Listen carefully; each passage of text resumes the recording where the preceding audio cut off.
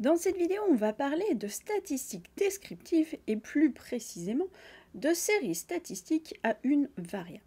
Alors, ça fait beaucoup de mots qui peuvent vous faire peur, mais en réalité, on est en train de parler des statistiques que vous connaissez depuis, vous en avez fait au collège par exemple.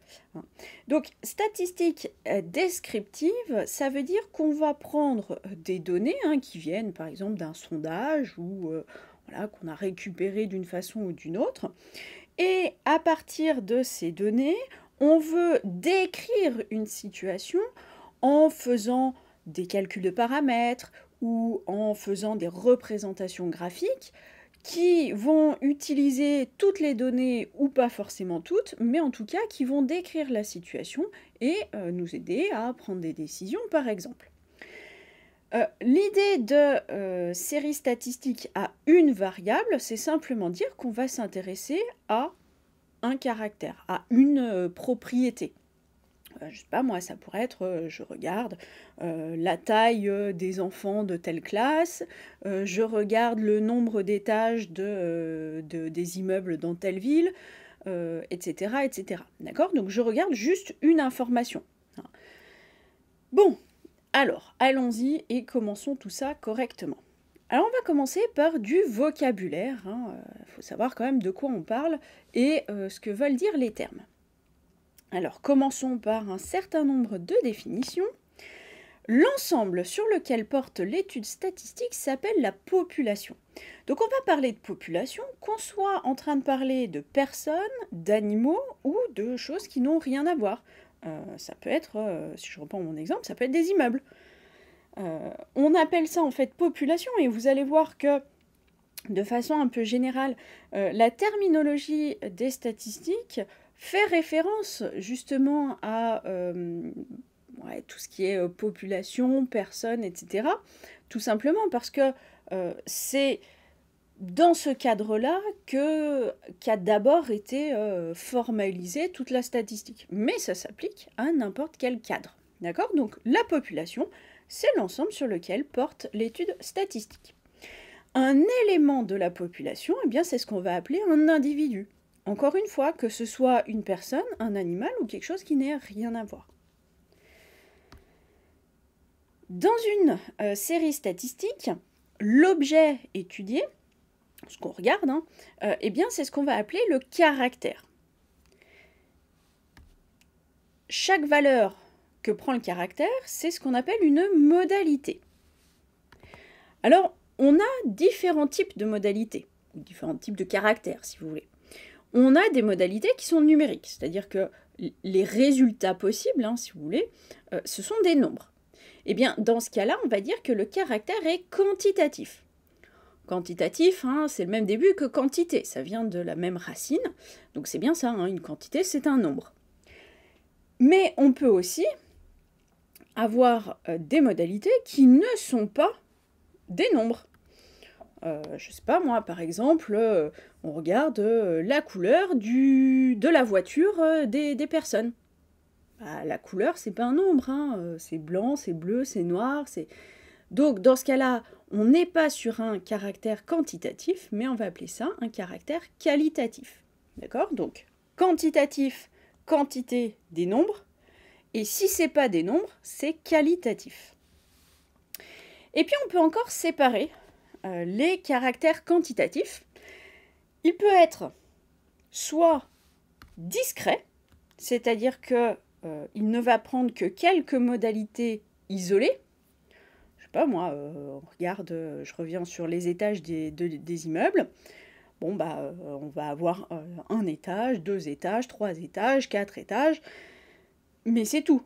Déjà, je peux pas avoir, je sais pas moi, 3,5 étages. D'accord? Donc là, on est sur des modalités isolées et donc un caractère quantitatif discret. Mais on peut aussi avoir un caractère quantitatif continu.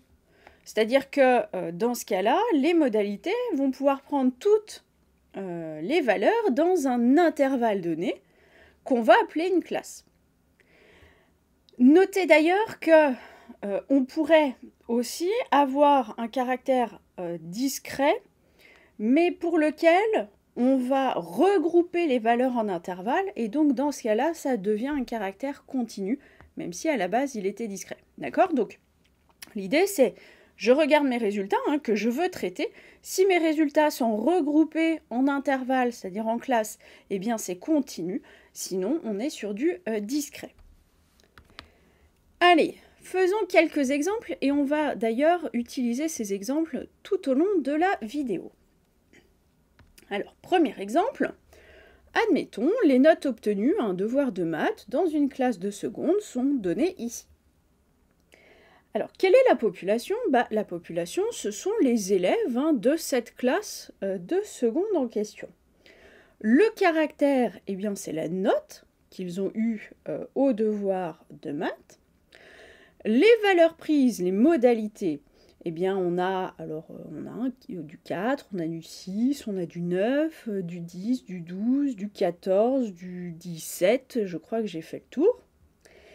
Et quel type de caractère est-ce que c'est? Eh bien, on voit qu'on a des nombres, donc on est sur du quantitatif, et on voit bien qu'on a des nombres isolés, j'ai pas d'intervalle, donc on est sur du quantitatif discret.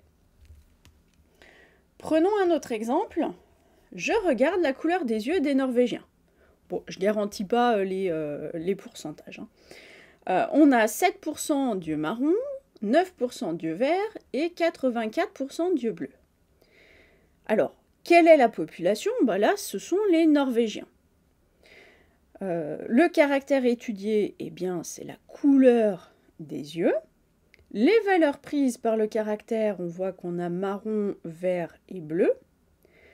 Et quel type de caractère est-ce qu'on a? Eh bien, on voit que les réponses, les valeurs prises, c'est marron, vert et bleu. Donc, ce ne sont pas des nombres, donc on est sur un caractère qualitatif. Un troisième exemple, le temps d'attente des patients chez un médecin durant une semaine est consigné dans le tableau ici. Alors, quelle est la population? Ce sont tout simplement les patients de ce médecin. Le caractère étudié, c'est la durée d'attente, combien de temps ils sont restés. Les valeurs prises, alors on voit que les valeurs prises, eh bien, on a l'intervalle 0-20, l'intervalle 20-30, l'intervalle 30-40 et l'intervalle 40-80. Remarquez d'ailleurs que les intervalles n'ont pas tous la même longueur, bon, peu importe, là, il n'y a pas de souci.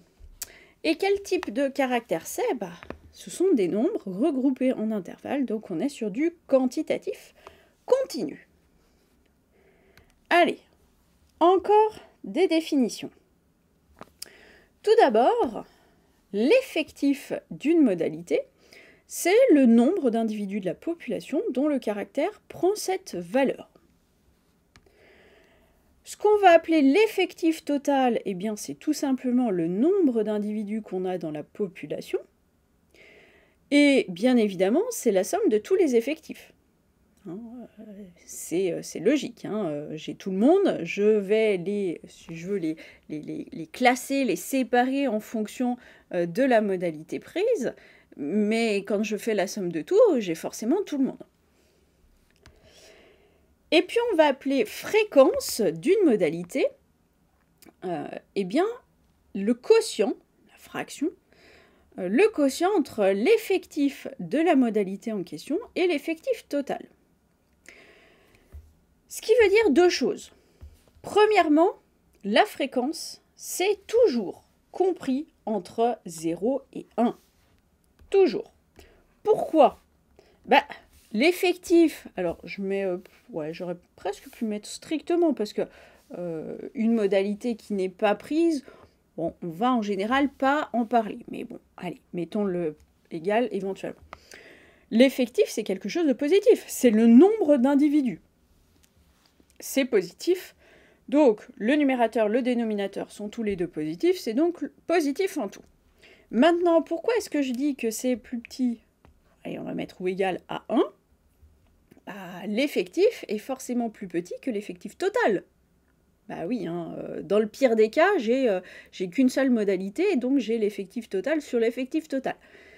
Mais sinon, je ne peux pas avoir plus d'individus qui ont la modalité A qu'il y a d'individus dans ma population. Ce n'est pas possible. D'accord? Donc c'est forcément compris entre 0 et 1. Et puis, deuxième remarque, lorsque je fais la somme de toutes mes fréquences, qu'est-ce que je vais obtenir? Eh bien, vous voyez qu'on va faire la somme de fractions de ce type-là. Mais le dénominateur, c'est le même partout. Dans toutes les fractions, je vais avoir l'effectif total en bas de ma fraction. Ça veut dire que quand je vais faire la somme, je vais pouvoir écrire une grande fraction avec en bas de la fraction l'effectif total et en haut la somme de tous mes numérateurs. Sauf que la somme de tous mes numérateurs, c'est quoi? C'est la somme de tous les effectifs pour chacune des modalités. Bah oui, ça, c'est l'effectif total. Donc je me retrouve avec effectif total divisé par effectif total, ça fait 1. Donc la somme de toutes les fréquences doit être égale à 1. Je continue avec mes définitions. Alors attention, on est dans le cas particulier d'un caractère quantitatif. Alors, pourquoi quantitatif? Tout simplement parce qu'il faut classer les nombres dans un ordre croissant ou décroissant, enfin les valeurs dans un ordre croissant ou décroissant pour pouvoir dire ce que je vais raconter. Alors on appelle effectif cumulé croissant, souvent on note et on dit ECC, donc effectif cumulé croissant d'une valeur x, le nombre d'individus dont le caractère a une modalité inférieure ou égale à cette valeur x. D'accord? Donc l'effectif, c'est le cas où on prend juste égal, le CC, c'est lorsqu'on prend inférieur ou égal. Alors, on peut, de façon similaire, définir les effectifs cumulés décroissants. C'est dans l'autre sens. Vous voyez d'ailleurs bien qu'on est obligé d'avoir des nombres pour pouvoir pour avoir la notion de inférieur. Si vous prenez bleu et vert, quel est le plus grand, quel est le plus petit, ça n'a aucun sens. Et puis, on a une définition similaire pour les fréquences cumulées croissantes, qu'on va noter FCC, c'est donc la fréquence d'individus dont le caractère a une valeur inférieure ou égale à cette valeur.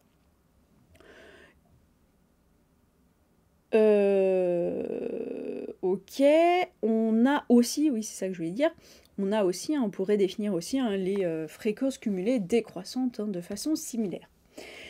Notez que la FCC, on peut la calculer soit en faisant la somme des fréquences, c'est les fréquences de tout ce qui est plus petit que, ou alors en repartant de l'ECC, donc de l'effectif cumulé croissant, qu'on divise par l'effectif total. Bah oui, en fait, c'est toujours la même chose, c'est la même fraction que j'écris de deux façons différentes, soit je fais la somme des fractions, soit je fais la fraction avec la somme des numérateurs. Mais vraiment, c'est la même chose. Bon, allez, reprenons notre premier exemple là, avec les notes du devoir de maths. Alors, quelles sont les notes qui sont prises? Eh bien, on voit qu'on a du 4, on a du 6, on a du 9, 10, 12, 14 et 17. Quel est l'effectif? Alors, quel est l'effectif de la valeur 4? Eh bien, je regarde combien est-ce que j'ai de 4. J'en ai un seul, donc l'effectif, c'est 1. Quel est l'effectif du 6? Je cherche combien est-ce que j'ai de 6. Alors, j'en ai un ici, un deuxième, un troisième, un quatrième. Donc, j'ai 4, 6. Donc, l'effectif associé à la valeur ou à la modalité 6, c'est 4. Et puis je continue, combien est-ce que j'ai de 9? Je cherche, tiens, j'en ai 3. Des 10, j'en ai 8. Des 12, j'en ai 9. Des 14, il y en a 2. Et des 17, il y en a 3. Maintenant, comment est-ce que je calcule, comment est-ce que je trouve l'effectif cumulé croissant?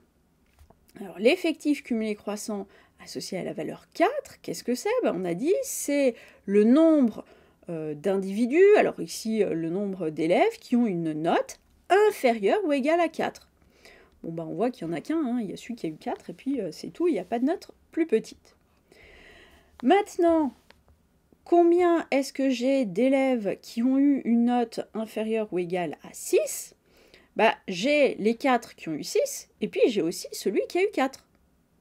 Donc, combien est-ce que je vais avoir comme ECC? Eh bien, 4 plus 1, qui fait 5. Combien est-ce que j'ai d'élèves qui ont eu une note inférieure ou égale à 9? Les 3 qui ont eu 9, les 4 qui ont eu 6, et celui qui a eu 4. Donc 1 plus 4, ça fait 5, plus 3, ça fait 8.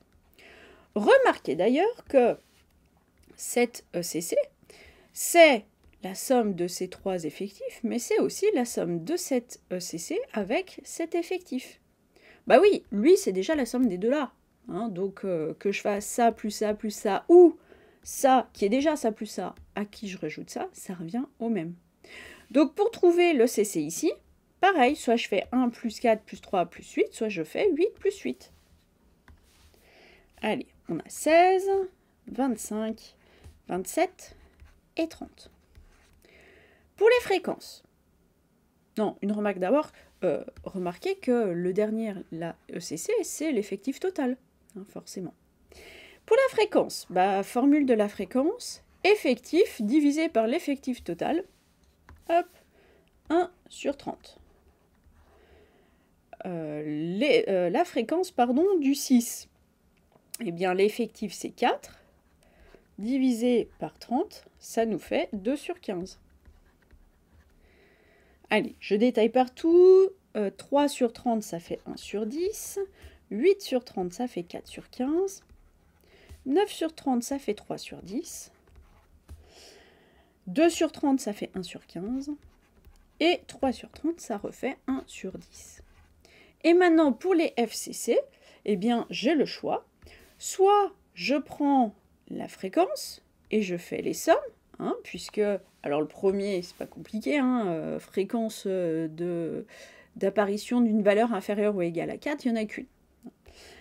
Maintenant, fréquence des modalités inférieures ou égales à 6, bah, il y a le 6, il y a le 4 qui ont pour fréquence 1 sur 30 et 2 quinzièmes, ce qui fait 5 sur 30. Je vais noter comme ça, c'est-à-dire 1 sur 6. Bon, donc je peux continuer comme ça, hein, et comme tout à l'heure, je peux soit faire la somme de mes fréquences, soit faire la somme de la FCC que je viens de calculer avec la fréquence d'après. Là, c'est au choix. Donc 8 sur 30, ce qui nous fait 4 sur 15. Et puis, allez, je mets juste les résultats. 8 sur 15, 5 sur 6, 9 sur 10... Et à la fin, on a 30 sur 30 qui nous fait 1, c'est normal. Hein, rappelez-vous, je vous ai dit, la somme des fréquences, ça doit faire 1. Oui, d'ailleurs, la première, c'est 1 sur 30, hein, c'est pas du tout 1, pardon. Alors, donc, pour ces FCC, soit je fais la somme des fréquences ou FCC plus fréquence, soit je reprends la ligne ECC que je divise à chaque fois par 30, et vous pouvez vérifier que ça donne bien le même résultat. Bien, maintenant qu'on a posé le vocabulaire, on va pouvoir passer aux paramètres. C'est-à-dire qu'on va vouloir trouver des indicateurs qui vont permettre de résumer, alors plus ou moins, la série de données. Et donc l'idée, c'est d'obtenir des informations sans avoir besoin de regarder toutes les valeurs, ce qui n'est pas toujours faisable. Hein, quand on en a vraiment beaucoup trop, on ne peut rien en déduire comme ça, hein, c'est illisible. Alors, le premier paramètre qu'on va voir, il est très très simple. Le mode, c'est son nom, c'est la modalité du caractère d'effectif maximal. C'est-à-dire que je regarde toutes les modalités, tous les résultats possibles, toutes les valeurs prises, et je prends celle qui a l'effectif le plus grand. Notez d'ailleurs que dans le cas d'une série qualitative, donc des données qui ne sont pas des nombres, c'est le seul paramètre qu'on va pouvoir donner. Allez, exemple, je reprends mes exemples de tout à l'heure, les notes obtenues au devoir de maths. Alors on a calculé tout à l'heure les effectifs. Eh bien, pour trouver le mode, je regarde ma ligne d'effectifs et je cherche l'effectif le plus grand. Ah bah tiens, l'effectif le plus grand, c'est le 9. Donc le mode, c'est 12. Hein, attention, le mode, c'est la modalité qui a l'effectif le plus grand, c'est pas l'effectif maximal. Hein. Donc la modalité, le mode, pardon, ici, c'est 12. Deuxième exemple, la couleur des yeux des Norvégiens, bien clairement, le mode, c'est bleu, puisque, bah oui, on a 84% de bleu. Et dans le dernier exemple, eh bien, effectif maximal, alors on voit qu'on a 20 et on l'a 2 fois, ça veut dire qu'ici, il y a 2 modes, l'intervalle 0,20 et l'intervalle 40,80. Bon, pour la suite, bah, on va considérer des données, des caractères qui sont quantitatifs, hein, puisque je vous ai dit que pour les qualitatifs, le seul paramètre qu'on peut calculer, c'est le mode. Donc on va aller sur du quantitatif et on va alors utiliser les notations suivantes. Les valeurs, je vais les noter xi, d'accord, donc x1, x2, etc. Les effectifs associés, je vais les noter ni. Et les fréquences associées, je vais les appeler, les noter FI. D'accord? Donc à un XI, j'associe le NI et le FI. Et puis on va supposer que les XI ils sont classés dans un ordre croissant. Et puis je vais noter grand N, l'effectif total. Alors, on va commencer par ce qu'on appelle des caractéristiques géométriques. Première définition. La médiane, qu'on note ME, hein, tout simplement, c'est la modalité, donc la valeur prise, telle que 50% des individus ont une modalité qui lui est inférieure ou égale et 50% des individus qui ont une modalité qui lui est supérieure ou égale. En gros, c'est une sorte de milieu, si vous voulez. Alors attention, hein, milieu, ça veut tout dire et rien dire, mais voilà, on est sur la valeur un peu centrale. Centrale, attention, hein, même milieu, c'est pareil. Hein, celle qui en a autant en dessous, autant dessus. Hein, par rapport au min et au max, on peut être n'importe comment. Alors, dans la pratique, comment est-ce qu'on fait pour calculer cette médiane? Ben, en fait, ça dépend. Ça dépend déjà de si mon effectif total est pair ou impair. Pourquoi? On va prendre un exemple tout simple. Admettons, on a 3 valeurs. Je mets juste des points, peu importe quelles sont les valeurs. J'ai dit je veux 50% des valeurs qui sont plus petites ou égales et 50% qui sont plus grandes ou égales. Voilà, c'est pas compliqué. Hein. Je prends la deuxième du milieu, hein, elles sont bien classées dans l'ordre croissant. Elles ont le droit d'être égales, peu importe. Bah oui, vous voyez bien que j'ai 50% plus petit ou égal, 50% plus grand ou égal. Par contre, si j'ai un nombre pair de valeurs, bah, pour en avoir autant au-dessus et autant en dessous, il faut que je me place là au milieu. Là, effectivement, j'en ai 2 en dessous, j'en ai 2 au-dessus. Donc, vous voyez que la situation n'est pas du tout la même. Alors, voilà comment on fait. Si n est impair, si c'est impair, ça veut dire que n, je peux l'écrire sous la forme 2k plus 1. Hein, 2 fois un nombre plus 1. Et bien, dans ce cas-là, la médiane, ce sera le k plus unième, la k plus unième valeur quand on les range toutes dans l'ordre, en comptant bien évidemment les effectifs. Bah oui, si je reviens sur mon petit dessin, là j'avais 3, donc 3 c'est 2 fois 1 plus 1, le k vaut 1, je prends la deuxième valeur, c'est-à-dire le k plus 1. Maintenant, lorsque n est pair, ça veut dire que n, on peut l'écrire sous la forme 2 fois k, et bien dans ce cas-là, la médiane, c'est la moyenne, si vous voulez, de la km et de la k plus unième valeur. Donc la km plus la k plus unième divisé par 2. Bah oui, hein, c'est ça. Ici, j'en avais 4, donc j'ai 2 fois 2, ça veut dire que k est égal à 2. Je prends la deuxième et la troisième et je me place au milieu. Bon, et puis notez que ce que je viens de raconter, ça marche bien quand on est dans un cas discret. Quand on est dans un cas continu, bah, la kème valeur ou la k plus unième valeur, la seule chose qu'on peut dire, c'est à quelle classe elle appartient. Donc on va appliquer les mêmes formules, simplement, bah, on ne pourra pas donner une valeur exacte.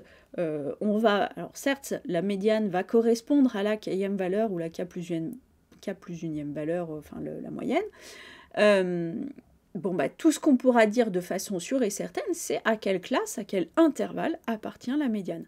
Et donc, on va avoir ce qu'on appelle la classe médiane. La classe médiane, c'est la classe qui contient la médiane. Allez, je continue avec mes définitions. On a ce qu'on appelle le premier quartile, qu'on note Q1, qui est la plus petite modalité de la série statistique telle qu'au moins 25% des modalités lui soient inférieures ou égales. Et puis, de la même façon, on va définir le troisième quartile, qu'on note un Q3 et qui est la plus petite modalité de la série statistique telle qu'au moins 75% des modalités lui soient inférieures ou égales. En gros, alors attention, c'est pas tout à fait ça, mais en gros, on divise en quatre parties, en quatre groupements, toutes nos valeurs, on les met dans l'ordre croissant, etc. On découpe en quatre. Et donc, on a le premier quartile qui est au premier découpage, en gros la médiane au deuxième, et le troisième quartile au troisième découpage. D'ailleurs, pour ça, qu'on appelle ça des quartiles, parce qu'on découpe en quarts. Alors attention, c'est pas forcément tout à fait ça, parce que vous voyez, c'est la plus petite modalité. Donc les quartiles, ce sont des valeurs prises. On a vu que pour la médiane, ici, c'est la moyenne de deux valeurs. Ça peut ne pas être une valeur, ne pas être une modalité. Par contre, pour les quartiles, là, il n'y a pas le choix, ça doit être une modalité. D'ailleurs, une remarque, encore, les définitions utilisées pour les quartiles, notamment dans tout ce qui est tableur et certaines calculatrices, c'est pas cette définition-là. Parce que ça va vous donner des résultats qui ne sont pas forcément des modalités. Mais c'est pas la bonne définition. Par contre, c'est sûr que quand on prend la définition qui est ici, le calcul est un petit peu plus compliqué que quand on se contente de découper à 25%, quitte à être à un quart d'un intervalle entre deux valeurs. Bon, dans la pratique, comment est-ce qu'on fait? Alors, pour calculer Q1, on part de grand N sur 4, l'effectif total qu'on divise par 4. On arrondit si besoin à l'entier supérieur K'. Bah oui, il nous faut un entier. Et Q1, ce sera la K', ouais, je sais pas, enfin bref, la valeur K', quand je les classe dans l'ordre. Pour Q3, c'est sensiblement la même chose. On calcule 3n sur 4, qu'on arrondit si besoin à l'entier K seconde supérieure, et le Q3, c'est la valeur K seconde. Attention, on calcule n sur 4 et on arrondit, on calcule 3n sur 4 et on arrondit. Surtout, on ne fait pas 3 fois l'arrondi du Q1. Ça ne marchera pas toujours. Parfois, mais pas toujours. Allez, reprenons notre exemple, toujours le même, les notes du devoir. Donc on a calculé les effectifs. Alors, ici, qu'est-ce qu'on a? Grand N, l'effectif total, on avait dit, c'est 30. Maintenant, 30, c'est pair. C'est 2 fois 15. Donc, j'ai mon petit k ici qui vaut 15. Ma médiane. Ma médiane, on a dit, quand c'est pair, il faut faire la moyenne entre la kème et la k plus unième. Donc, je vais prendre la, alors, je vais noter les mêmes notations que tout à l'heure, la 15e valeur plus la 16e valeur, je divise par 2, et maintenant, il faut que je trouve la 15e valeur et la 16e valeur. Alors, pour ça, qu'est-ce qu'il me faut? En fait, il me faut les ECC. Alors, ECC, on a dit 1, 5, 8, 16, 25, 27, 30. Qu'est-ce que ça veut dire? Rappelez-vous, ça veut dire que, j'ai 8 valeurs qui sont inférieures ou égales à 9. J'ai 16 valeurs qui sont inférieures ou égales à 10, etc. Donc la 15e valeur, où est-ce qu'elle est? 15e, c'est au-delà de la 8e et c'est avant la 16e, donc c'est une valeur de 10. Et puis la 16e, c'est aussi une valeur de 10. Donc ici, ma médiane, c'est donc 10 plus 10 sur 2, ça vaut 10. Maintenant, pour Q1, je calcule n sur 4. n sur 4, ça vaut 7,5. Donc, je vais prendre K' qui est 8. Hein, j'arrondis à l'entier supérieur parce que là, mon n sur 4 n'était pas un entier. Donc, ça veut dire que Q1, attention, en rédaction, là je rédige très mal, je note juste l'essentiel. Q1, c'est donc la 8e valeur. La 8e valeur, où est-ce qu'elle est? Ah bah, c'est la dernière 9. Donc, Q1, ça vaut 9. Et puis, pour Q3, je calcule 3n sur 4, qui vaut donc 22,5. J'arrondis à l'entier supérieur, qui vaut 23. Vous remarquerez d'ailleurs que ce n'est pas 3 fois 8. Et Q3, c'est donc la 23e valeur. Et je vais chercher dans mon tableau où est la 23e valeur. Ah bah tiens, la 16e, c'était un 10. La 25e, enfin la 16e, c'était le dernier 10. Et la 25e, c'est la dernière 12. Donc la 23e, c'est un 12. Donc Q3 vaut 12. Alors une remarque, la médiane et les quartiles ne sont pas sensibles aux valeurs extrêmes. Ben oui, quand on regarde la médiane et les quartiles, ce qui nous intéresse, c'est de savoir où sont placés on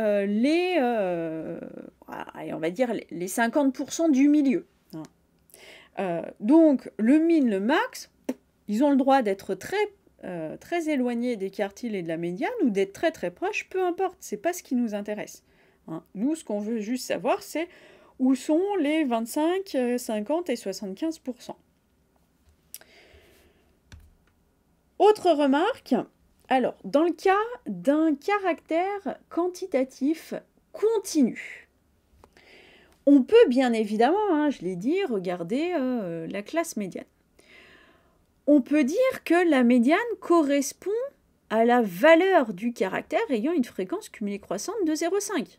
Oui, si vous revenez à la définition, c'est exactement ça. Fréquence cumulée croissante de 0,5, ça veut dire que j'ai 50% des valeurs, des modalités prises qui sont inférieures ou égales à la valeur en question.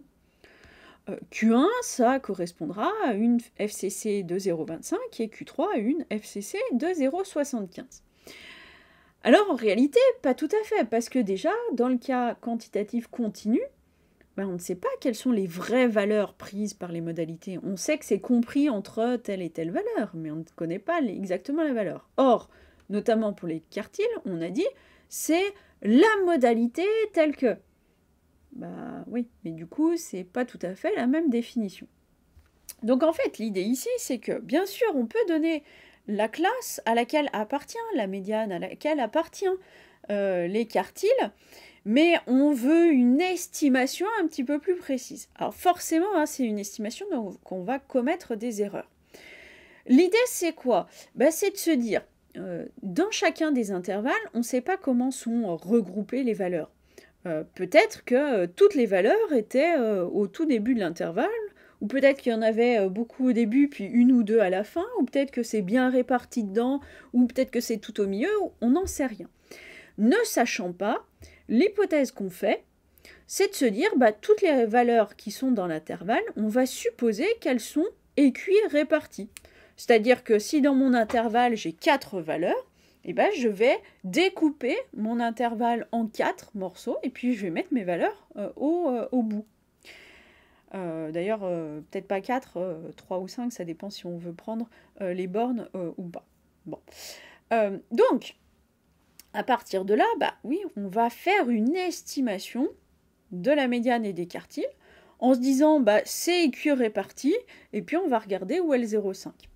Alors, pour faire ça, on peut soit utiliser la courbe des FCC, on va voir dans un petit moment ce que c'est, et c'est en général ce qu'on fait, on fait une lecture graphique, ou bien, et ça correspond à ce qu'on fait quand on fait une lecture graphique, on peut faire une interpolation dans les classes les contenants. Qu'est-ce que ça veut dire? Tout simplement, on sait, si je prends l'exemple par exemple de la médiane, on sait quelle est la classe médiane, on sait combien est-ce qu'on a de valeurs dans cette classe médiane, donc je vais pouvoir découper comme il faut et puis trouver le 0,5 en fait, où est-ce qu'il serait en sachant que, bah voilà, on sait hein, combien de pourcents, quelle fréquence on a au début. Hein, quand je rentre dans cette classe, je sais quelle est la fréquence quand j'en sors. Et puis après, bah, je fais une interpolation, alors linéaire pour le coup, puisque c'est équiréparti entre les deux. Ça correspond hein, à simplement, si on faisait le dessin, on fait, donc c'est un segment de droite, et puis bah, il suffit de trouver l'équation hein, de la droite qui correspond, et de trouver, bah, sachant le y, quel est le x qui correspond. Bon, je redis, en général, on se contente d'une lecture graphique pour ça. Allez, encore 2 définitions sur ces caractères géométriques. On a ce qu'on appelle l'intervalle interquartile qui est l'intervalle Q1, Q3. Donc en gros les 50% de valeurs hein, qui sont au milieu, à peu près. Et puis l'écart interquartile qui est Q3 moins Q1, c'est-à-dire la longueur de l'intervalle interquartile. Alors si je schématise, bon, c'est pas tout à fait ça, mais on n'est pas très loin, hein, c'est le schéma à garder en tête. J'ai ma valeur minimale et ma valeur maximale. Notez d'ailleurs que la longueur entre les deux, hein, ou la différence entre les deux, comme vous voulez, c'est ce qu'on appelle l'étendue. Et puis, bah, tout l'intervalle là, entre la valeur minimale et la valeur maximale, je vais le découper en 4. Alors attention, c'est pas l'intervalle hein, que je découpe en 4. Je découpe en 25% des valeurs, 25% des valeurs, 25% des valeurs, 25% des valeurs. Donc là, sur mon dessin, j'ai découpé en 4, mais on va voir, c'est pas forcément du tout le cas. Et donc, en dessous de Q1, bah, j'ai mes 25% de valeurs les plus basses. Au-delà des Q3, j'ai plus ou moins 25% des valeurs. Hein, je sais que j'ai au moins 25% en dessous. Et puis la médiane hein, qui coupe en deux. D'ailleurs, on verra tout à l'heure un graphique qui ressemble un petit peu à ça. Allez, on revient sur notre exemple. On a calculé tout à l'heure la médiane, on a calculé Q1 et Q3. Eh bien, l'intervalle interquartile, ça va être tout simplement 9, 12. Et l'écart interquartile, c'est donc Q3 moins Q1, c'est-à-dire ici 3. Donc, ce qu'on est en train de dire, c'est qu'on a 50% des valeurs, ou à peu près, qui sont comprises entre 9 et 12. Bon, une remarque pour terminer. On pourrait définir ce qu'on appelle des déciles, hein, de façon similaire. Alors les quartiles, on a découpé en 4, hein, on a regardé 25%, 25%, etc. Les déciles, ben, on va découper en 10, on va regarder 10%, 20%, 30%, etc. Et puis d'ailleurs, on pourrait définir aussi des centiles, hein, par exemple, ou de façon plus générale, des fractiles. Bon, passons maintenant aux caractères algébriques. Alors la première notion, la première définition, bah, c'est quelque chose que vous connaissez depuis bien longtemps. La moyenne qu'on va noter ici, x bar, de la série statistique en question, eh bien, c'est donné par 1 sur grand N, donc 1 sur l'effectif total, et je fais la somme de tous les NI fois XI. NI effectif, XI les valeurs. Alors, quand vous étiez à la petite école, hein, si vous faisiez la moyenne, par exemple, des notes, ben, on faisait la somme de toutes les notes, et puis on divisait par le nombre de personnes dans la classe. La formule qui est ici, c'est la même, simplement, au lieu de répéter, je sais pas moi, si j'ai 5, 10, au lieu de répéter 5 fois le 10, ben, je dis tout de suite, c'est 5 fois 10, hein, l'effectif fois le 10. C'est simplement ça, cette formule. Et puis, notez que donc ça, hein, cette formule, si c'est N1 x1 plus N2 x2 plus, alors là on va jusqu'à NP xp, qu'on divise par grand N, notez que je peux très bien découper ma somme. Je peux faire N1 x1 sur grand N, plus N2 x2 sur grand N, plus etc. jusqu'à NP xp sur grand N. Ah bah oui, mais là, N1 sur grand N, c'est ce qu'on a appelé F1. C'est la fréquence hein, associée à la valeur X1. N2 sur grand N, c'est F2. etc. jusqu'à NP sur grand N qui vaut FP. Donc en fait, la moyenne, je peux aussi l'écrire comme étant la somme des FI fois XI. Mais encore une fois, hein, ça revient au même. La seule petite chose à laquelle il faut faire attention, c'est que si vous utilisez cette formule-là, il faut utiliser les valeurs exactes des fréquences. Donc, si la fraction nous donnait une valeur rapprochée, hein, eh bien, dans ce cas-là, j'utilise la fraction, je n'utilise pas la valeur rapprochée. Notez que si les données sont quantitatives continues, c'est-à-dire regroupées en classes, je ne peux pas faire la somme d'intervalles, hein, ça n'a pas de sens. Mais on prend la même formule, simplement à la place du xi, on va utiliser le centre de la classe.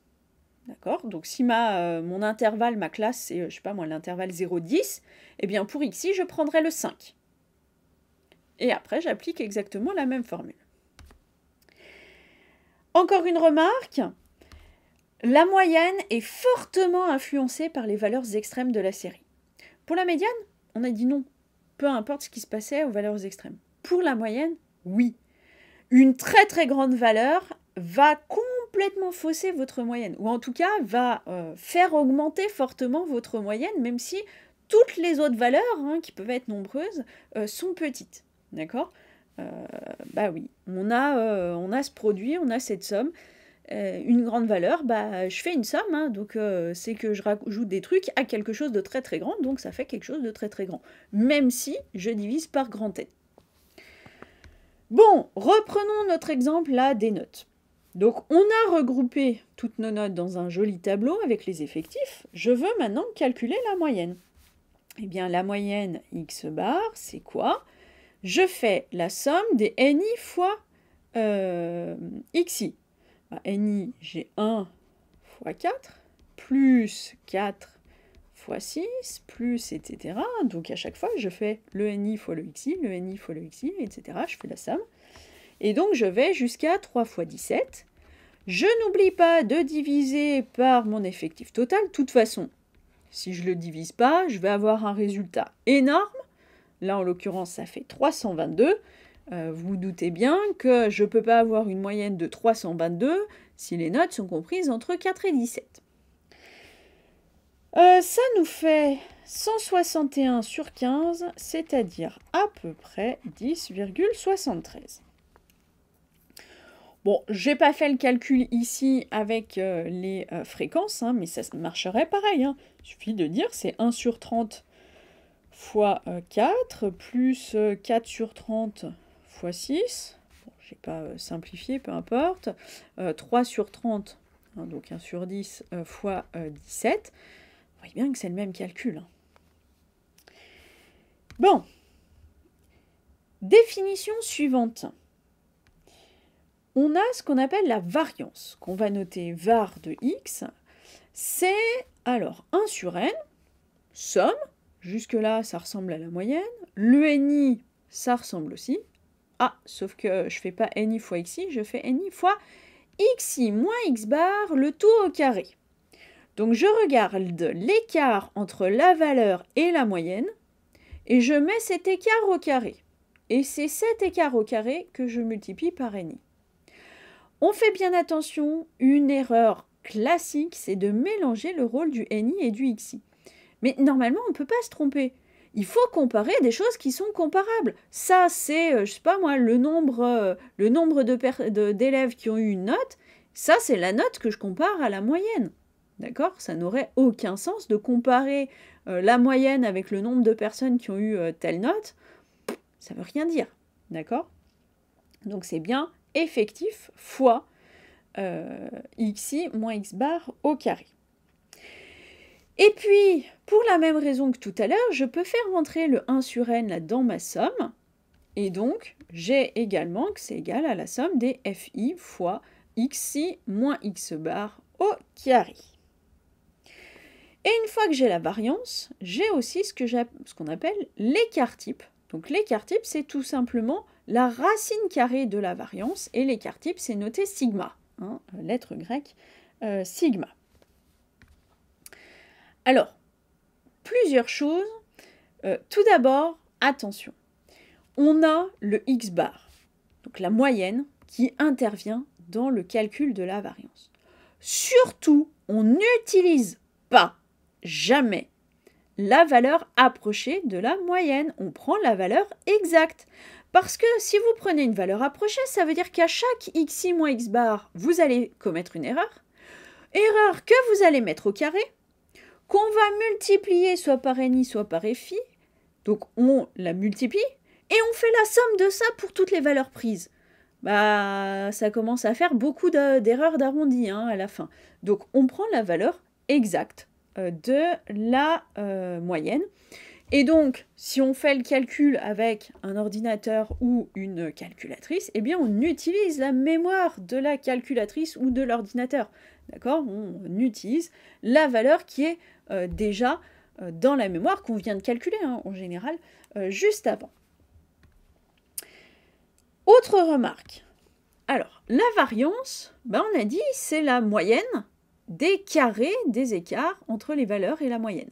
D'accord? Donc, on a vu que c'était le carré des écarts, et puis la somme des FI, en fait, c'est la moyenne. Alors, plus ces écarts, donc les écarts entre les valeurs et la moyenne, sont grands, plus la variance va être grande. Bah oui, je prends les écarts, je les mets au carré. Donc, ils sont tous positifs, et puis ils deviennent possiblement encore un peu plus grands. Au contraire, si les écarts sont petits, la variance va être petite. Donc en fait, la variance, ça permet de mesurer la dispersion des valeurs prises autour de la moyenne. Alors attention, quand je dis mesure la dispersion, ça nous donne une idée de si les valeurs sont très dispersées ou si elles sont très regroupées. Mais c'est toujours un petit peu subjectif, il n'y a rien de très précis. Qu'est-ce que ça veut dire grand? Qu'est-ce que ça veut dire petit? Un peu tout et rien. Un écart type de 5, 5, si les valeurs elles varient entre 1 et 10, 5 c'est grand, si les valeurs elles varient entre 1 et 1000, 5 c'est petit. Donc vous voyez, c'est très difficile de donner un critère exact pour dire c'est très dispersé ou alors c'est regroupé, c'est grand ou c'est petit. Là, il faut voir, il faut comparer par rapport à la moyenne, comparer un petit peu aux valeurs, pour avoir une idée de si ça paraît quand même grand ou pas. En tout cas, ce qui est sûr, c'est que lorsqu'on compare deux séries statistiques, donc si on les compare, c'est qu'on est en train de comparer des choses comparables justement, eh bien celle qui a l'écart type le plus grand, c'est celle dont les valeurs sont les plus dispersées autour de la moyenne. Et puis l'avantage de l'écart type par rapport à la variance, parce qu'il faut quand même qu'il y en ait un, sinon ça ne servait à rien de s'embêter à faire une racine carrée, c'est que l'écart type s'exprime dans la même unité que les xi. Je ne sais pas moi, les xi, admettons, ce sont des minutes. Eh bien, lorsqu'on calcule la variance, le résultat, c'est des minutes au carré. Alors que quand on prend l'écart type, ce sont des minutes. Donc, on va pouvoir plus facilement se rendre compte par rapport à la moyenne, par rapport aux valeurs qui ont la même unité, de ce qu'on a. Quand on met au carré, c'est plus compliqué à comparer quoi que ce soit. Bon, allez, reprenons encore une fois notre exemple. On a calculé tout à l'heure la moyenne, on a dit que c'était 161 sur 15. Je veux calculer la variance. Eh bien, quelle est la variance de x? On a dit, on fait la somme des ni fois xi moins x bar au carré. Ni, n1, c'est 1, x1, c'est 4, moins... Je ne vais pas m'embêter à mettre 161 sur 15 à chaque fois, je vais mettre le x-bar il est écrit, il suffit de remplacer. Donc ça, je mets au carré, j'oublie pas le carré, plus 4 fois 6 moins x-bar au carré, plus on va continuer jusqu'au 3 fois 17 moins x-bar au carré. J'oublie pas de diviser tout ça par mon effectif total, 30. Et on trouve pour le coup 2264 sur 225, ce qui fait à peu près 10,062. Et enfin, je calcule mon écart type, sigma, J'ai donc la racine carrée de la variance, donc racine carrée de 2264 sur 225, ce qui nous fait à peu près 3,172. Bon bah là, 3,172, on est sur des notes qui varient entre 4 et 17. Alors entre 4 et 17, on a 13 d'écart. 3,172, c'est quasiment un quart. Ah, ça commence à être quand même un petit peu grand, hein, et donc on a des valeurs qui sont un peu, pas mal, dispersées autour de la moyenne. Là, comme c'est des notes, on peut supposer que les notes sont comprises entre 0 et 20, ça fait quand même beaucoup de dispersion, hein. C'est pas comme si tout le monde avait entre, je sais pas moi, entre 9 et 11, hein. Non, on varie de 4 à 17 quand même. Bon, cette formule de la variance, elle est bien belle, mais elle n'est pas forcément des plus pratiques, hein. L'histoire là du xi moins x bar, le tout au carré, faut faire la somme, c'est un peu long. On a la formule, le théorème de Koenig-Huygens, qui nous donne une formule un peu plus simple de la variance. Alors, quelle est cette formule de Koenig-Huygens? Eh bien, on a 1 sur grand N, somme des ni fois xi carré. Et une fois qu'on a fini la somme, on fait une seule fois moins x bar au carré. Bon, puis on a la même avec les fi. D'où vient cette formule? Pourquoi est-ce que c'est bien égal à la variance? En réalité, c'est pas compliqué. La variance, si on revient à la formule de tout à l'heure, on a dit c'est 1 sur grand N, somme des ni, facteur de xi moins x bar au carré. Bon, notez que j'ai pas mis i qui varie de 1 jusqu'à p. Je vais pas le faire ici, c'est pas grave. L'important, c'est de voir comment ça marche. Xi moins x bar carré, je vais tout simplement développer. Identité remarquable, j'ai 1 sur grand N, somme des ni, fois xi au carré, moins 2 xi x bar, plus x bar au carré. Je vais développer. Je vais faire mon ni fois tous mes éléments de ma parenthèse. Et puis, je vais le faire en 2 fois. 1 sur n, somme des... Alors, j'ai ni xi carré, plus, ou plutôt moins, moins 2 ni xi x bar, plus ni x bar au carré. J'ai une somme. Je peux découper. Au lieu de faire la somme pour tous les i de ces machins-là, je peux faire d'abord la somme de tous ces trucs-là, puis la somme de tous ces trucs-là, puis la somme de tous ces trucs-là, sans oublier le 1 sur n. Alors, qu'est-ce que ça me donne? J'ai donc 1 sur n, somme des ni xi carré. La prochaine somme, vous voyez que le moins 2 ne dépend pas de i, donc je peux le mettre devant la somme, je peux le mettre en facteur. Le x bar, c'est pareil, il ne dépend pas de i, donc je peux le mettre en facteur. Donc je vais avoir moins 2 x bar sur grand N. Et la somme des ni xi. Et puis, dans le dernier morceau, pareil, le x bar, je peux le mettre en facteur. Donc je vais avoir plus x bar au carré sur grand M, somme des ni. Et maintenant, qu'est-ce que je remarque? Somme des ni, somme de tous les effectifs, c'est ce qu'on appelle l'effectif total, c'est grand N. Donc, tout le morceau que j'ai ici, en fait, c'est juste x bar au carré. Ensuite, qu'est-ce que j'ai?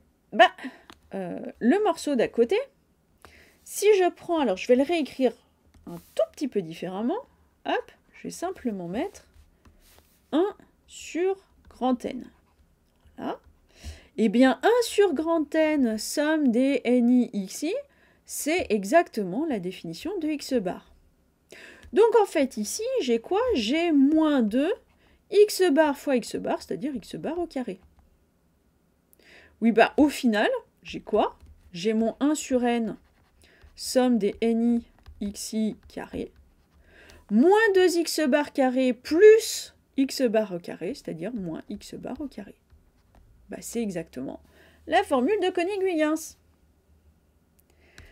Allez, reprenons notre exemple, voyons comment on calcule la variance avec la formule de Koenig-Huygens.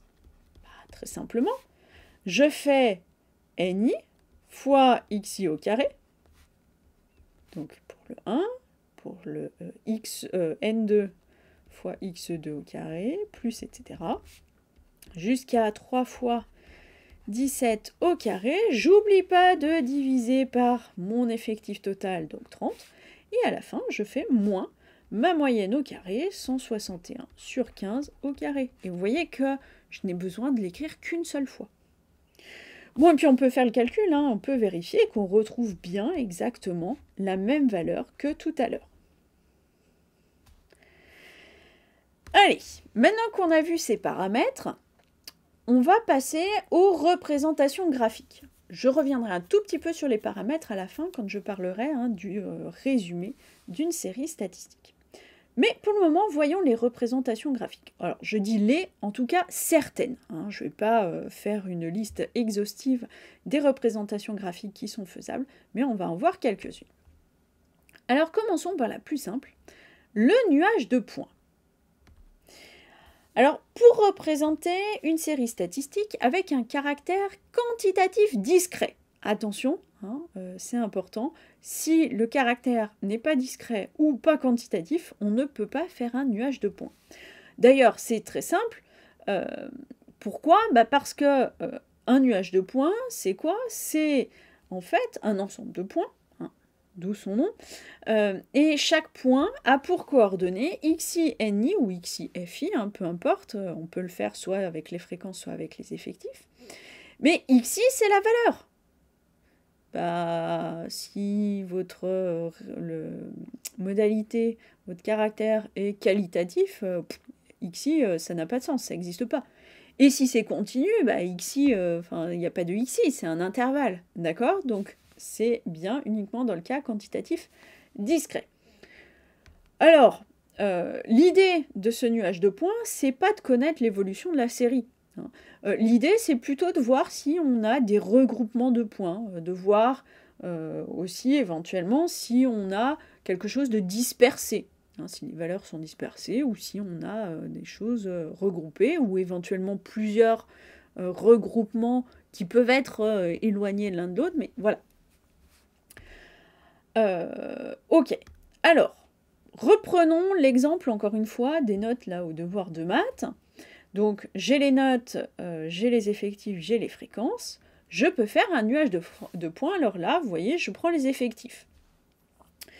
Bon, pour chaque note, je vais placer le point qui a pour coordonnées la note et l'effectif associé. Donc j'ai le 4, 1, je mets mon point. Alors j'ai mis des grosses croix ici pour qu'on voit bien, mais on fait ça plus petit et plus précis. Ensuite, eh bien, j'ai le 6, 4, et puis le 9, 3, et puis, je ne détaille pas, j'ai les autres points. Voilà, on a notre nuage de points ici. Bon, là, pour le coup, on ne peut pas dire grand-chose. Franchement, c'est plutôt dispersé, il n'y a pas de regroupement particulier. Bon. J'aurais pu le faire sur les fréquences. Alors, c'est sensiblement la même chose, simplement, je n'ai pas la même échelle, ici, en ordonnée. Alors, notez, je ne l'ai pas dit, mais on gradue bien les deux axes. C'est bien gradué comme il faut et on met bien au bon endroit. Bon, c'est pareil. Donc, pour mon nuage de points, là, pour les fréquences, je mets ma note, ici 4, et puis la fréquence associée, donc 1 sur 30, le 6 avec le 2 sur 15, etc. Je les mets toutes. Alors ici, ça ne se voit pas très bien parce que du coup, mon échelle n'est pas la même. Mais si on zoomait un petit peu, on aurait le même graphique dans les deux cas. Puisqu'en fait, il y a de la proportionnalité entre l'effectif et la fréquence. Je divise par l'effectif total pour passer de l'un à l'autre. Donc c'est proportionnel, donc c'est normal qu'on ait des représentations graphiques qui soient les mêmes à une échelle près. Bon, deuxième représentation graphique, un peu plus intéressante et qui sert bien plus, c'est ce qu'on appelle le diagramme en bâton ou le diagramme en barre. Alors, on va utiliser ce diagramme pour représenter des valeurs discrètes ou qualitatives. Hein, on verra ce qu'on fera avec les valeurs continues un petit peu après. Alors, ce diagramme, l'idée c'est en abscisse, eh bien, on va mettre la valeur du caractère et en ordonnée, on va mettre l'effectif ou la fréquence. Par contre, oui, non, déjà, pour chaque valeur, la hauteur du bâton ou de la barre, ça va être la taille de l'effectif ou la fréquence de la valeur, hein. Peu importe, on peut faire à nouveau un diagramme en bâton ou en barre, que ce soit pour les effectifs ou les fréquences. Donc la hauteur, ça représente l'effectif ou la fréquence. Par contre, la largeur des barres ou des bâtons importe peu. On peut faire juste un trait ou on peut faire un rectangle plus ou moins grand. Ça n'a pas d'importance. Et puis, deuxième remarque importante, on ne gradue pas l'axe des abscisses, on va simplement indiquer des emplacements. D'ailleurs, pour du qualitatif, vous voyez bien que de toute façon, on ne pourrait pas graduer l'axe, hein, ça n'a aucun sens. D'accord? Donc en fait, vraiment l'idée, c'est j'ai mon bâton et je mets la légende du bâton, si vous voulez, hein, en face, en dessous. Alors, je reprends encore mon exemple avec mes notes. Je peux faire un diagramme en barre ou en bâton pour les effectifs. Donc, vous voyez, j'ai mis mes notes. Alors, j'ai pas mis de petites flèches au bout, hein, parce que je ne vais pas graduer mon axe.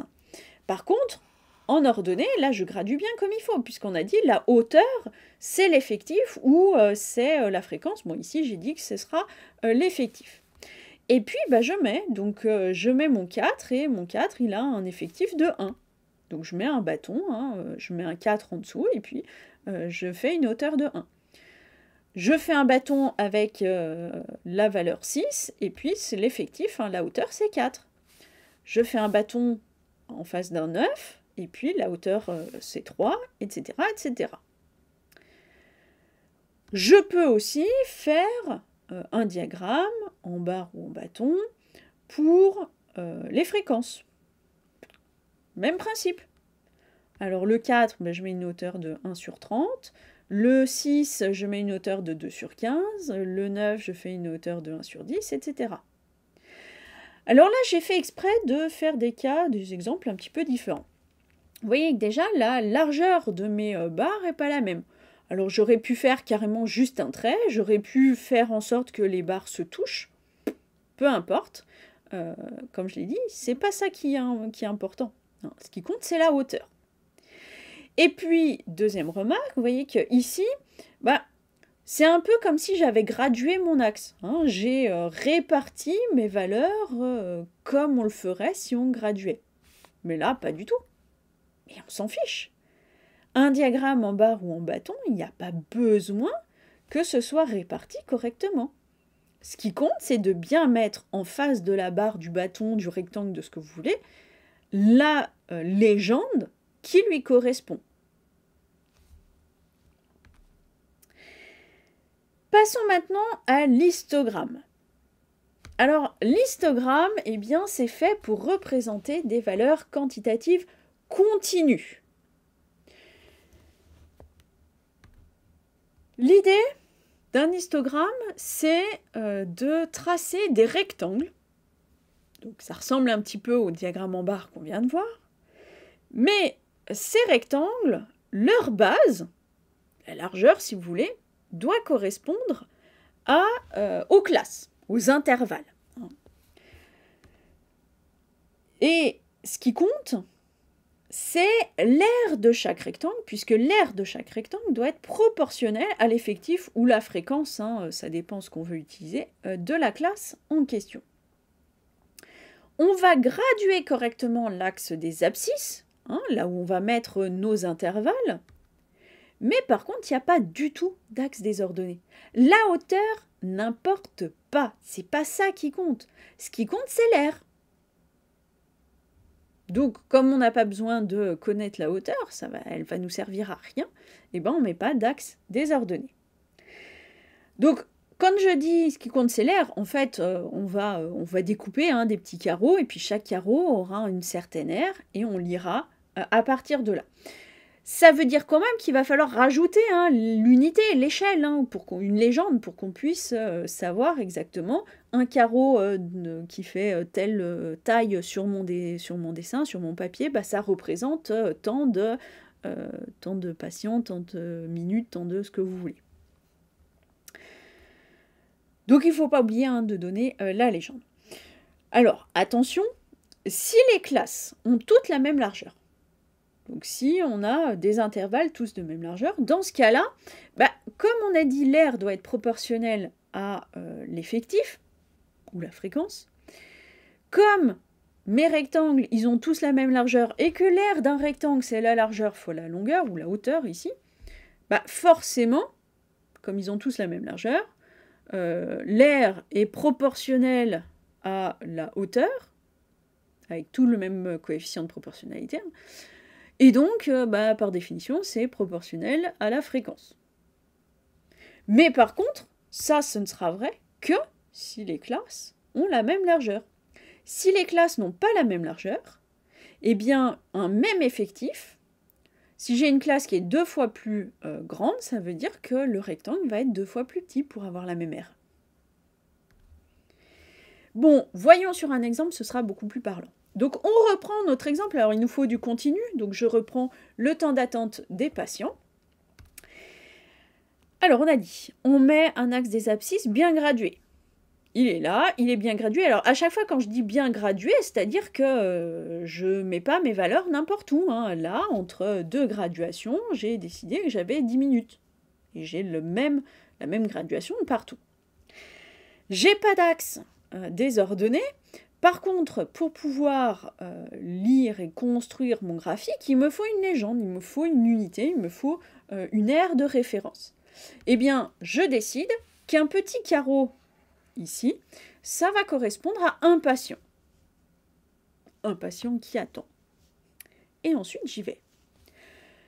Sur l'intervalle 0,20, j'ai 20 patients.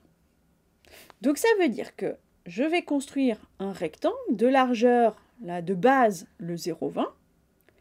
Et la hauteur, je vais la choisir pour que l'aire totale de mon rectangle corresponde à 20 patients.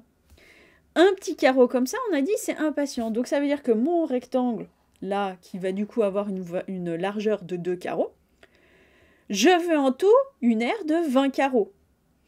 Si j'ai 2 carreaux en largeur, pour en avoir 20 en tout, il en faut 10 dans la hauteur. Voilà. Donc on peut regarder, vous pouvez compter, effectivement, il y en a bien 10 en hauteur, 2 en largeur. Donc là, en rouge, dans mon rectangle rouge, j'ai bien 20 carreaux. Donc j'ai bien 20 patients. Celui d'à côté, je veux 12 patients, mais sur l'intervalle 20-30. Donc je vais avoir un carreau de large, donc il me faut 12 carreaux de haut. Et vous voyez bien, la hauteur, si on regarde que la hauteur, on a l'impression qu'il y en a plus. Hein. Sauf que ce qui compte, c'est l'aire, c'est pas la hauteur. Donc effectivement, j'ai plus de patients qui ont attendu entre 0 et 20 minutes qu'entre 20 et 30 minutes. Et puis je continue. J'en ai 18. J'ai besoin de 18 carreaux à côté. Et puis pour le dernier, j'ai besoin de 20 carreaux. Mais comme j'ai 4 carreaux de large, j'ai besoin que de 5 carreaux de haut. Et au contraire, si on vous donne un histogramme et que vous voulez retrouver le tableau, ça marche exactement de la même façon. Hein. On lit, on compte le nombre de carreaux, on lit et on complète. Ah bah tiens, ici, j'ai 20 carreaux, j'ai un effectif de 20. Alors attention, il y a une grande différence entre un diagramme en barre et un histogramme. On vient le voir, hein, déjà tout simplement. Il y en a un, il y a un axe désordonné, l'autre, il n'y en a pas, il y a une légende. Autre différence, ça ne s'applique pas dans les mêmes cas, d'accord? Mais faites très attention. La quasi-totalité du temps, quand on nous parle d'histogramme, ce n'est pas un histogramme. C'est un diagramme en barre, c'est pas un histogramme. Donc il y a un gros mélange de façon très générale entre histogramme et diagramme en barre.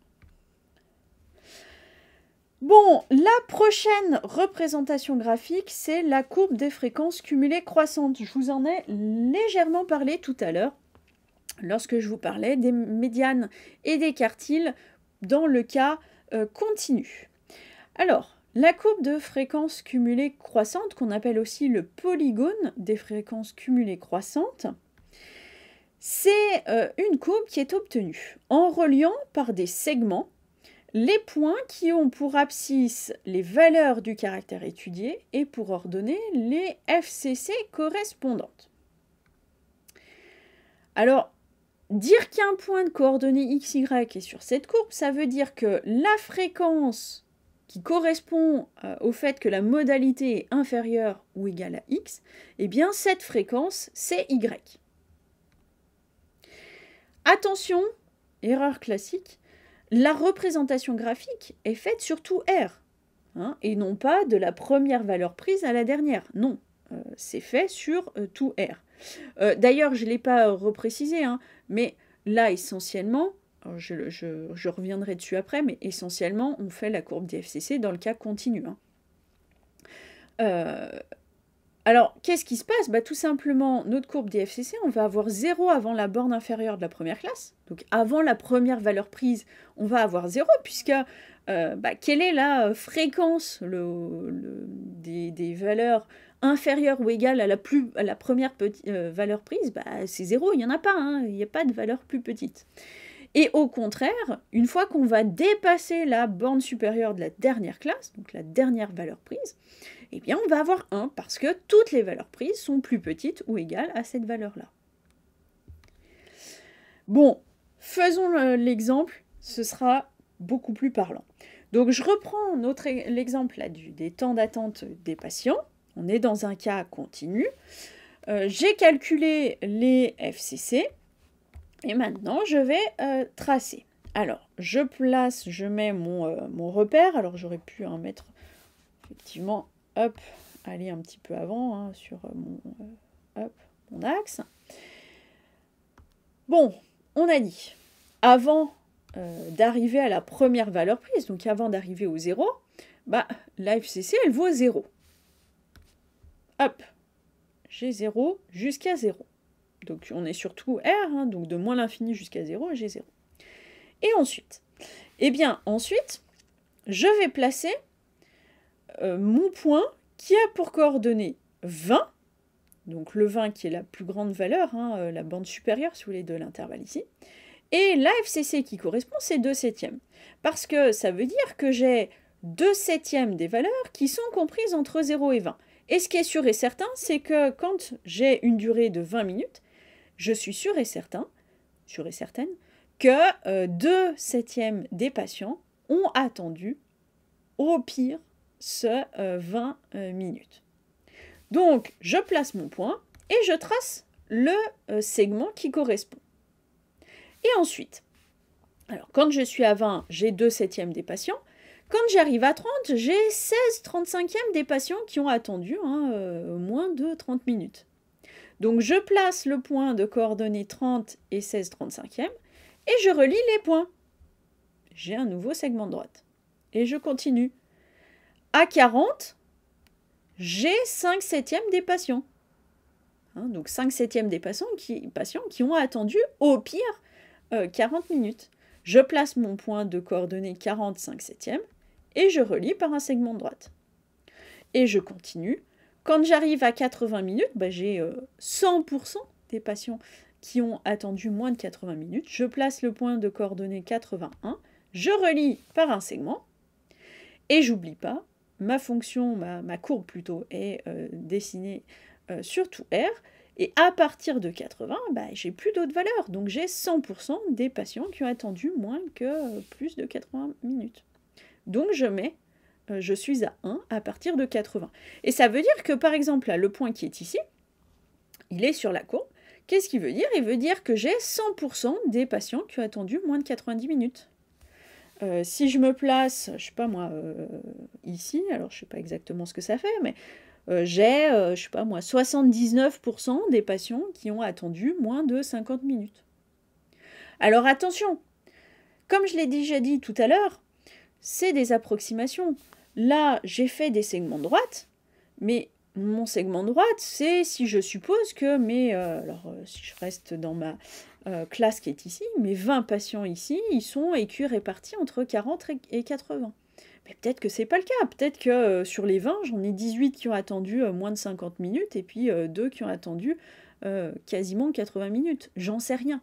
Mais comme je sais pas, je fais l'hypothèse que c'est écu réparti. D'accord?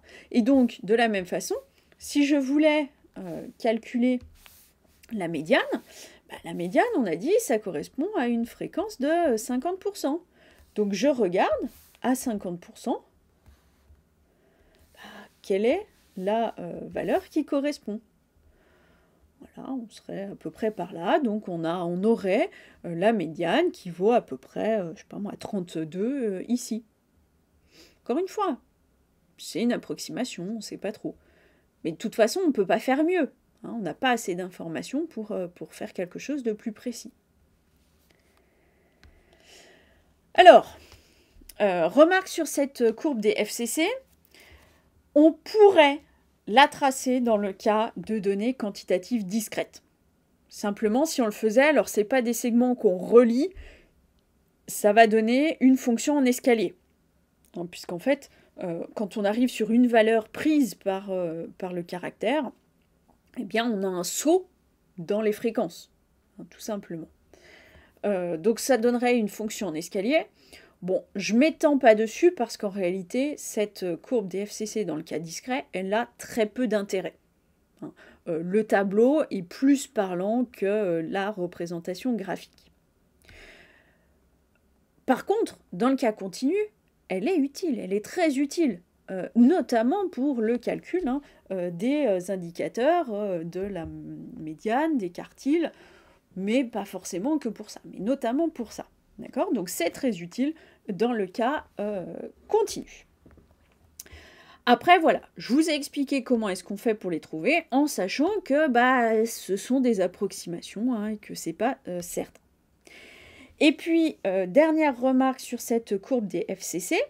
En fait, cette courbe, c'est la représentation graphique d'une fonction qu'on appelle la fonction de répartition ou qu'on appelle aussi la fonction cumulative. Bon, je ne vais pas rentrer dans le détail de tout ça, mais on a des notions très similaires en probabilité. Quand on fait les variables aléatoires, on va retrouver ces notions de fonction de répartition qui sont le pendant probabiliste des FCC, plus ou moins, et on va pouvoir faire la représentation graphique de la fonction de répartition qui va correspondre, qui va être le pendant probabiliste de la courbe des FCC. Allez, encore une représentation graphique, très simple, le diagramme circulaire, ce qu'on appelle aussi communément le camembert. Donc le diagramme circulaire montre la part relative de chaque valeur ou de chaque classe. Parce que là, pour le coup, on va pouvoir en faire un, peu importe qu'on ait des données qualitatives, quantitatives, discrètes ou continues. On peut faire ce diagramme circulaire. Notez que souvent, on le fait, en tout cas on le fait beaucoup quand on a des données qualitatives, notamment parce que de toute façon, on ne peut pas faire beaucoup de diagrammes dans ce cas-là. Allez, je reprends mon exemple là avec la couleur des yeux des Norvégiens. L'idée de ce diagramme, c'est de tracer un disque et puis de découper notre disque en parts dont les aires, dont les angles, si vous voulez, sont proportionnels à la proportion, à la part de chacune des modalités. Un disque complet ou un cercle complet, si vous voulez, c'est un angle de 360 degrés. Donc, 100% de ma population, ça correspond à 360 degrés. Et maintenant, je veux trouver, par exemple, pour les 84% d'yeux bleus, quel angle va correspondre. Bon, là, c'est tout simplement un petit tableau de proportionnalité. Donc, si 100% c'est 360 degrés, eh bien 84% c'est à peu près 302,4 degrés. 9% ça va être à peu près 32,4 degrés. Et puis 7%, ça va être à peu près 25,2 degrés. Bon, une fois que c'est fait, on trace le cercle, on sort son rapporteur et on place les différentes parts. Donc là, j'ai mis bleu pour bleu, vert pour vert, et puis le marron pour marron. En tout cas, c'est les couleurs que j'ai voulu mettre. Hein. Souvent, on met des petites étiquettes à côté hein, pour expliquer quelle part correspond à quelle modalité. Bon, avant de passer à la suite, juste une remarque ou un petit bilan. On a vu en représentation graphique le nuage de points qu'on ne peut faire que dans le cas discret, le diagramme en barre qu'on fait dans le cas qualitatif ou discret. On peut le faire dans le cas continu, hein, c'est faisable, mais dans le cas continu, on va plutôt faire un histogramme, et histogramme qui n'est possible que dans le cas continu. Et on ne mélange pas histogramme et diagramme en barre, c'est pas du tout la même chose. Dans l'un, on a un axe désordonné, dans l'autre pas, on a une légende à la place. Dans un, on gradue comme il faut l'axe des abscisses, dans l'autre pas. Dans un, ce qui compte, c'est la hauteur, dans l'autre, c'est l'air. D'accord? Donc c'est vraiment très différent. Et puis, on a vu la courbe des FCC. Donc, on va faire avant tout dans le cas continu, qu'on pourrait faire dans le cas discret, mais ça a peu d'intérêt, et qui n'existe pas du tout dans le cas qualitatif. Et le diagramme circulaire, le camembert, qu'on peut faire dans tous les cas, mais qu'on utilise surtout pour le qualitatif. Allez, une dernière représentation graphique qu'on va voir ensemble. Encore une fois, hein, il y en a d'autres qui existent, mais on va se contenter de celle-là. Le diagramme en boîte, tout ce qu'on appelle aussi la boîte à moustaches. Alors, c'est une représentation graphique qui est différente de celle d'avant. C'est pour ça que j'ai fait un petit bilan avant de passer à cette représentation graphique. Parce que cette boîte à moustaches, ou ce diagramme en boîte, ne sert à représenter que les indicateurs de position que sont les quartiles et la médiane, puis le min et le max. Mais pas les valeurs complètes, d'accord? Et en fait, on est en train de faire un résumé des données et non pas de représenter toutes les données comme on a pu le faire avec les autres diagrammes. Alors, comment est-ce qu'on fait? On trace un rectangle qui va de Q1 à Q3, qui est coupé par la médiane, et puis on ajoute des segments au bout qui vont jusqu'aux valeurs extrêmes, donc le min et le max, et puis ça va donner la petite forme de moustache. Donc je l'ai dit, mais ça donne une représentation synthétique des données, et forcément, il y a une perte d'information. On gradue bien correctement l'axe des abscisses, puisque c'est sur cet axe qu'on va positionner le min, le Q1, le Q3, la médiane et le max. Et on n'a pas d'axe désordonné, parce qu'il n'y a pas de hauteur, quoi. On met juste notre rectangle bien comme il faut.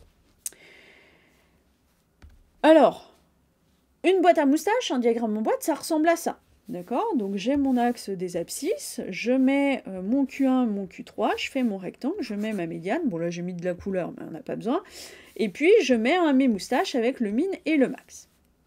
Bon, reprenons notre exemple des notes au devoir de maths.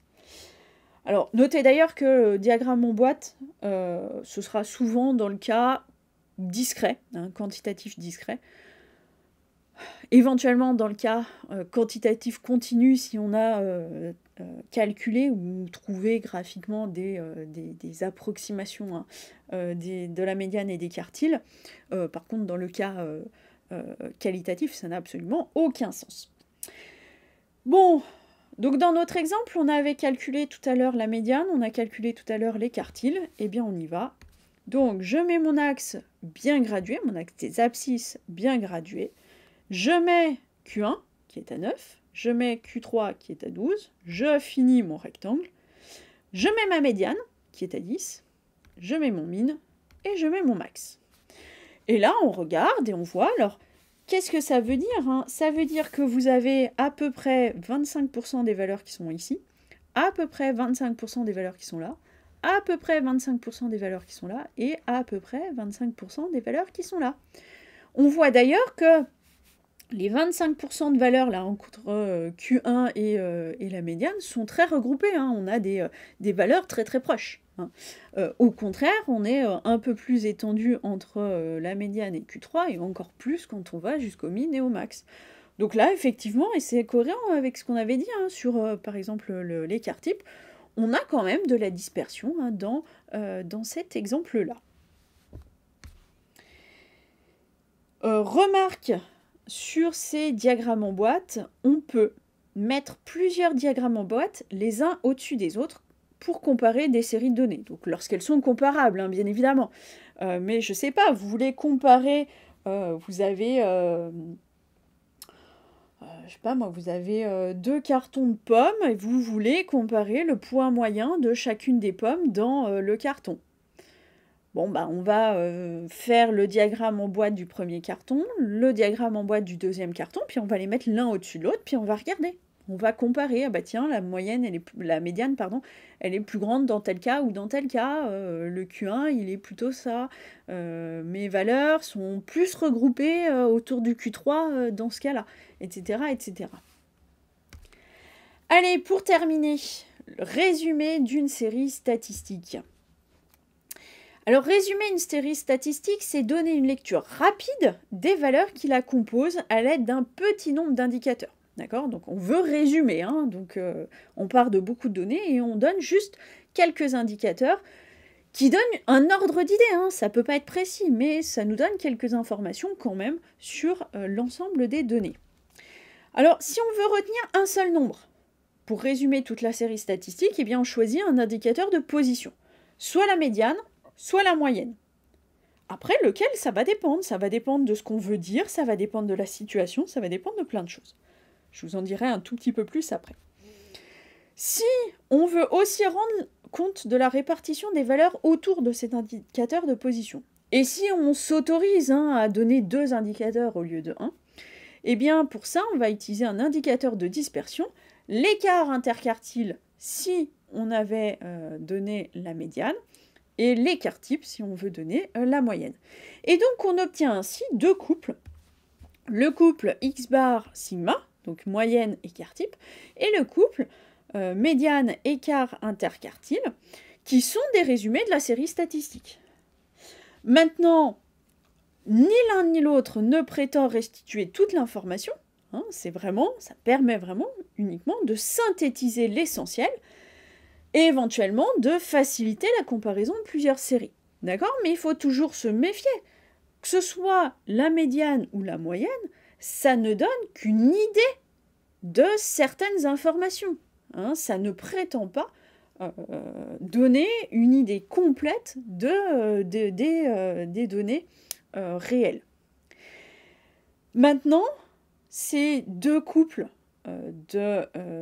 d'indicateurs ne donnent pas les mêmes informations, n'ont pas les mêmes avantages et les mêmes inconvénients. Il y a des choses à prendre en compte et encore une fois, selon ce qu'on veut faire, selon ce qu'on veut dire, selon ce qu'on veut déduire, on va utiliser plutôt l'un ou plutôt l'autre. Allez, quelques éléments là-dessus. Pour le couple moyenne écart type, alors ce couple, pour le calculer, il nécessite bien évidemment de connaître, et de vraiment connaître toutes les valeurs de la série. Oui, rappelez-vous, il y a la somme, il y a les xi, les ni, etc. Donc il faut les connaître, les xi. Donc forcément, il est représentatif de la série. Par contre, on l'a dit, il est très sensible aux valeurs extrêmes. Il faut vraiment se méfier. Très très souvent, on nous donne les moyennes de plein de choses, mais il suffit qu'il y ait quelques valeurs extrêmes pour, quelque part, fausser complètement cette moyenne, ou en tout cas qu'elle ne soit pas représentative. Donc on se méfie bien. Bon, la détermination n'est pas très pratique, c'est quand même des formules un peu conséquentes, il faut, bon, ça se fait, mais voilà, il y a du calcul quand même derrière. Alors après, c'est un choix qui est pertinent. Par exemple, lorsque le diagramme qui représente la série est relativement symétrique et évoque une forme de courbe en cloche. C'est-à-dire que le gros des valeurs est au milieu, une sorte de milieu, qu'on n'a que quelques valeurs un petit peu éloignées, et puis une sorte de symétrie quand même autour d'un certain milieu. Dans ces cas-là, c'est ça donne de bonnes indications. Ce qui ne veut pas dire que ça n'en donne pas des bonnes dans d'autres cas, mais ce sera quand même un peu moins pertinent. Pour le couple médiane écart interquartile, alors ce couple permet de découper la série en parties significatives. D'accord? Donc, il faut l'utiliser uniquement si on veut observer une partie de la série, notamment, ou en particulier, ce qui se passe entre Q1 et Q3, hein, donc dans l'intervalle interquartile. Parce que, essentiellement, toute l'information autour, on l'a pas ou quasiment pas. Ça a l'avantage d'être peu sensible aux valeurs extrêmes.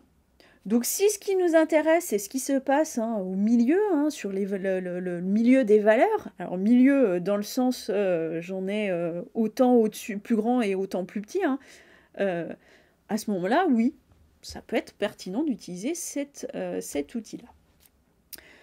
Bon, ça a l'avantage d'être assez facile à représenter et de permettre une lecture aisée, notamment on a cette boîte à moustaches là, qui est facile à faire et qui se lit très bien et qui est très visible. Bon, l'inconvénient, c'est quand même que l'intervalle interquartile, on oublie la moitié des valeurs quand même. Donc,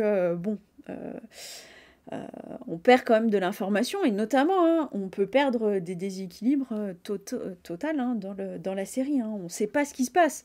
On ne sait pas le min, le max, où est-ce qu'ils sont situés par rapport à Q1, Q3. Il peut se passer plein de choses. Toutes ces informations-là, on les perd. D'accord? Donc, je réinsiste encore une fois, tous ces indicateurs, ils sont utiles, ils servent, mais il ne faut pas essayer de leur faire dire ce qu'ils ne disent pas. D'accord? Et ils sont loin de tout résumer. D'accord? Ça donne une indication, comme leur nom l'indique. Mais il ne faut pas se contenter, par exemple, d'une moyenne. Alors, si déjà on a la moyenne et l'écart type, c'est déjà un peu mieux. Mais même moyenne et écart type, c'est pas suffisant pour pouvoir déduire beaucoup de choses sur une série de données. Et bien voilà qui conclut cette vidéo.